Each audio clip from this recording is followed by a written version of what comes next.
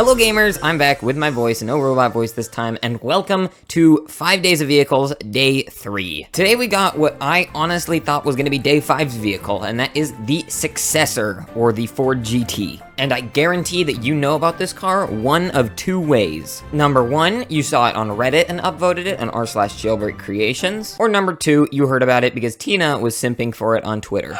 So let's jump right in, shall we? Like I said, I honestly was expecting this car to be Day 5's just because of how many people wanted it, and it really felt like a car that would be limited. But it turns out Asimo had other plans. This car currently spawns at the mansion right behind where the Crown is in its own little driveway, which I feel like is a bit odd because we already have the Crown spawning there, which is a really good car in and of itself. And it's really far away when I feel like a car that a lot of people are gonna use would be placed elsewhere in a more accessible location. But I mean, we got the car, and that's certainly not something to complain about. And before we even touch on stats, look at this model. Objectively speaking, this car is modeled so well. The interior looks amazing, and just the design composition of it, as has been lately with jailbreak cars, is just great. I always love cars that have an almost instantly recognizable end, and this car's no exception. The back of this thing is you know what car it is instantly. Same with the front. Honestly, all angles of this car, except for maybe the side, it's instantly recognizable.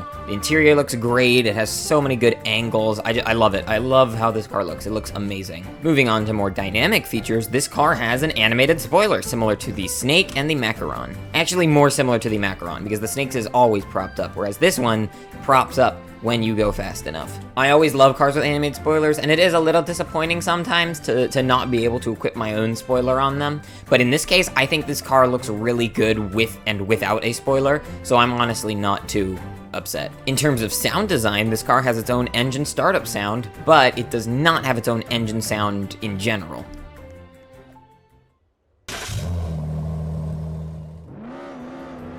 When I first saw this car, if I'm being honest, I didn't really like how it looked, but now playing as it in-game, I really, really like it. I'm a big fan of this vehicle now, I would say. But that's not just because of its looks. Moving on to stats, oh my lord. In 1 second, it makes it to 100 miles per hour.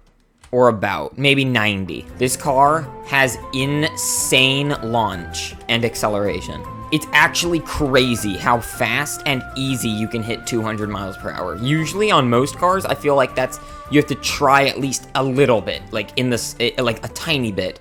With this car, you can hit it so fast, you don't even have to try. But in terms of top speed, how well does this car do? Well, on the trading drag strip, I was able to hit around 256. I'm hearing some people hit 258, 260, so I would go with that number for around the top speed. I mean, heck, I'm even able to hit around that number on the jailbreak map, which is crazy. Its reverse speed is no different. It hits the max almost instantly at 80, 83 miles per hour, which is pretty fast, but it's honestly just so good because you hit that so quickly. As per the usual with great vehicles, the braking is insane and its handling is no different. This car handles really well, and I honestly really love the way you can turn with it. Its maneuverability, its braking, everything about this car is stellar.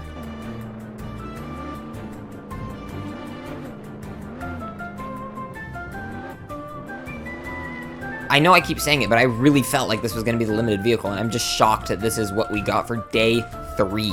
This car is amazing. It might be within my top 10 favorite cars. I know it's definitely within some people's top 1. I haven't really decided where I'm going to put it yet, just because it's so new, but I really, really like this car. It looks great, it handles great, it drives great, there's nothing not to love. In terms of cars with similar prices, I feel like it's definitely better than the Crown. I would probably place it above the Roadster. The Roadster definitely has better acceleration, but it's pretty close, I feel like. This car slows down a bit faster than the Roadster does, but of course, it hits 200 pretty easily, and even above that, whereas the Roadster caps at around 200. So would I recommend this over the Roadster? I think so. However, is it better than the Eclair? I don't think so. The Eclair has always had just crazy stats, but if you prefer how this car looks, then I definitely would not blame you for using it over the Eclair, because its stats do feel pretty similar. Overall, this is an insane vehicle for Day 3, and I'm so happy it's permanent, because as much as I felt like it should have been limited, it's so great to know that a ton of players are going to get their hands on this, and we'll see it being driven around a lot. So yeah, that's it for my review for Day 3, and stay tuned for Day 4.